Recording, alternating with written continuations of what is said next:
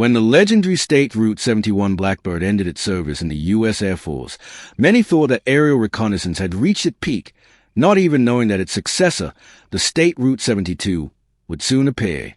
This hypersonic drone from Lockheed Martin is designed to embody the most daring technological ideas of the recent decades, becoming a ghost and true nightmare for enemy air defense systems. But can it surpass its great ancestor in all aspects? We've got the answer to this question and more in today's video. If you were asked to name the most memorable U.S. military aircraft, Lockheed's State Route 71 Blackbird would probably be at the top. Against such a background, it's strange to realize that its origins partly owed to the incident that occurred in the 1960s with pilot Gary Powers, whose U-2C Dragon Lady was shot down by a surface-to-air missile over Soviet territory. After what happened, and taking into account the speed of development of radar and missile technologies of its main opponent of those years, the United States realized that in the future, Dragon Lady would be even more vulnerable during reconnaissance missions, which meant it was time for change. In late 1957, the CIA asked Lockheed to build a new undetectable spy plane codenamed Archangel, a nod to an earlier U-2 program called Angel. Kelly Johnson, head of Lockheed's secretive Skunk Works division in Burbank, California, took charge of the project. The goal was very straightforward: to fly faster and higher than the U-2. Stealth, of course, was also not discounted by anyone over there. Moreover, after a meeting with the CIA in March of 1959, the aircraft prototype was changed to reduce its radar cross-section by 90%. During the development of the device, only the first letter and the number 12 were left from the name Archangel, indicating the number of the version chosen by the command in the chain of designs proposed by Skunk Works. This is how the A-12 was born. This rebranding not only corresponded to the traditions of the military nomenclature, but also greatly reduced the excessive attention toward U.S. aircraft on the part of foreign spies. However, even before the A-12 entered service, its intended purpose of replacing the U-2 in flights over the USSR and Cuba became extremely unlikely.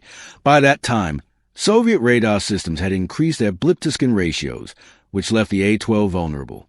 And by 1965, satellite photo reconnaissance programs had reached such an extent that flights over Soviet territory were no longer necessary for the effective collection of strategic and intelligence information. Despite the fact that all 13 A-12 spy planes were retired in 1968, they still managed to fly over North Korea and demonstrate their capabilities during Operation Black Shield at speeds of about Mach 3.1 and an altitude of 88,000 feet over North Vietnam, photographing surface-to-air missile sites. But even before the A-12 was retired, the State Route 71 Blackbird was already hot on its ancestors' heels. In November of 1967, both reconnaissance aircraft flew 3 identical routes along the Mississippi River approximately 1 hour apart with data collection systems turned on, and although the A-12's camera had a wider field of view, the State Route 71 collected types of intelligence that the former could not and in better quality. Additionally, while the A-12 was designed to optionally use one of 3 different types of high-definition cameras, the State Route 71 had simultaneous photography and signals intelligence capabilities. Overall, the Blackbird was more versatile, had a 2-seat cockpit versus the A-12 single, offered more fuel capacity, and was designed for everyday use, while the A-12 was a stealthy craft that was used only on special occasions. After the State Route 71 entered service in 1966, it began to break literally every possible record. From 1976 to this day, it's been and remains the fastest jet aircraft in the world thanks to its impressive cruising speed of Mach 3.3, not to mention the records of highest sustained flight and also the fastest flight time between London and New York, these being set during 2 separate flights in 1974. Since the beginning of Blackbird reconnaissance missions over North Vietnam and Laos in 1968, reconnaissance missions averaged 1 mission per week for nearly 2 years. By 1970, they switched to 2 flights per week, and in 1972, they were carrying out 1 flight every day. Such dense service led to the fact that during the Vietnam War, the North Vietnamese fired about 800 air defense missiles at the State Route 71, none of which reached their target. The total number of missiles that Blackbird dodged during its service exceeded 4,000. Yes, this plane could literally fly away from missiles when one put the pedal to the floor, but due to the high cost of production and maintenance, the U.S. Air Force proposed to Congress that the Blackbird be retired in 1989. Many Blackbird fans are still convinced that a certain part of the military and congressional detractors who lack knowledge about the state Route 71 and any understanding of the nature of aerial reconnaissance were to blame for the departure of the legend, which is why they were extremely negative toward the state Route 71 by the early 1980s and regularly operated with fictitious amounts of $400 to $700 million per year to support the aircraft and $85,000 for the cost of one flight hour. The only one to operate the last two airworthy Blackbirds after the 1990s was NASA. The rest of the legendary scouts were placed in museums. Time passed, and there were still no worthy successors to Blackbird on the horizon.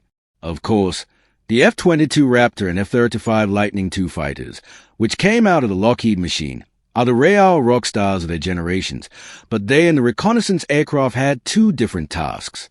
Lockheed Martin first announced the State Route 72 publicly in 2013, announcing that the successor to the State Route 71 Blackbird, or as it was later called, the Son of Blackbird, would be the same size as its legendary ancestor, but could fly with hypersonic speed up to Mach 6. Naturally, such statements blew the minds of the media and aviation fans. After all, previously only the experimental North American X-15 could boast such speeds. Many figured that Lockheed had just been talking specifically about the aircraft, but in fact, they were describing the future device as a platform for intelligence, surveillance, and reconnaissance ISI. Few could have imagined that the aircraft would turn out to be a hypersonic UAV. The main task for Skunk Works engineers, as expected, was the development of engines for the future drone. After all, it had to cover several flight modes at once: subsonic, supersonic, and hypersonic. To achieve design speeds, by the time of publication in 2013, the team had already been working closely with Aerojet Rocketdyne for more than 7 years to develop a method for integrating a ready-made turbine with a hypersonic ramjet engine, scramjet, to propel the aircraft from standstill to those cherished speeds of Mach 6 and higher. The future drone's engine began with conventional Pratt & Whitney F100 and General Electric F110 turbofan engine as a basis. This helped the device take off from a standstill and accelerate to supersonic speeds like a regular fighter. But as soon as the figure got to about Mach 3, the second part of the system came into play. It's rumored to be a dual-mode ramjet engine that uses the enormous pressure of incoming air at supersonic speeds and a variable air intake designed to create deliberately directed shock waves of compression. As a result, such a solution will help the aircraft not only surpass its legendary ancestor, the Blackbird, but also move even higher than the hypersonic barrier of Mach 5 set for the Skunk Works team. The second challenge for Son of Blackbird will almost certainly be extreme temperatures. Therefore, specialists will have to make sure that the insane speed, coupled with the heat, doesn't turn the glider into hot jelly. The team will definitely benefit from using composites, high-performance mixtures of carbon, ceramics, and metals in its design, especially for critical UAV components.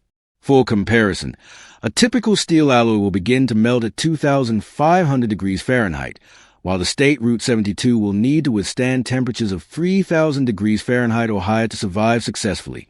After the United States became the world leader in hypersonic technology thanks to NASA's X-43 and Boeing's X-51 programs, it shifted its focus from these advanced systems to combating the global terror threat for several decades.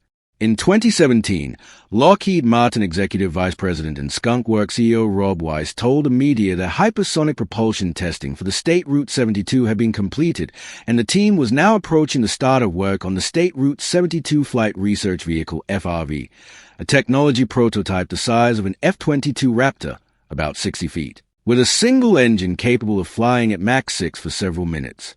Just 1 year later, Lockheed Vice President Jack O'Banion shed a little more light on the company's achievements in the field of additive manufacturing and computer modeling, saying that building such a device in the early 2010s would have been simply impossible, and 3D printing allowed the company to even integrate the system cooling to the engine. In March of 2018, the Russian president announced the start of an unofficial hypersonic arms race, introducing the KH-47M2 Kinshal hypersonic missiles. After this, even mention of the State Route 72 program disappeared from the official Lockheed Martin resources. It's as if all the efforts in partnership with Aerojet Rocketdyne were put on hold. However, representatives from Lockheed and the U.S. Air Force have repeatedly mentioned the use of new hypersonic vehicles, including the State Route 72, as hypersonic missile launch platforms. While releasing or launching hypersonic missiles in high-speed flight poses a string of engineering challenges due to the enormous pressure and heat, Lockheed Martin has already proven the viability of successfully launching air-to-air missiles at speeds greater than Mach 3 using YF-12 prototype interceptors. At a certain point, the state Route 72 seemingly died out as far as the public eye was concerned, but in 2021, the Air Force's Profession of Arms Center of Excellence released a video of a single-engine flight research aircraft that closely resembles renderings previously shown by Lockheed.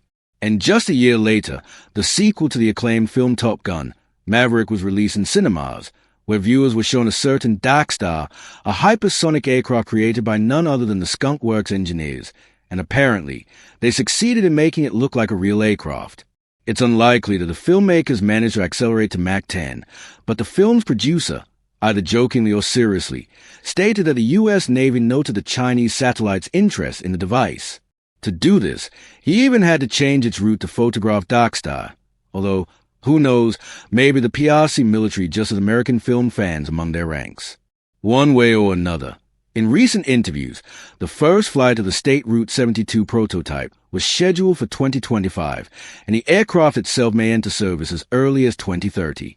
Considering that in the early 2030s, the U.S. Air Force plans to introduce the sixth-generation NGAD fighter into service, one can only hope that the budget will withstand the pressure from two Iron Birds at once, coupled with the new B-21 Raider bombers and hundreds of collaborative combat aircraft, CCA, drones, these being developed as future representatives of the U.S. Air Force fleet. What do you think? Will the successor to the state Route 71 Blackbird emerge from the shadows by the 2030s, or are we not destined to see the latest UAV until 2040? Let us know your opinion in the comments below, and if you enjoyed the video, please leave a like, subscribe to the channel, and hit that notification bell for more content like today. Thanks for watching, and we'll see you in the next one.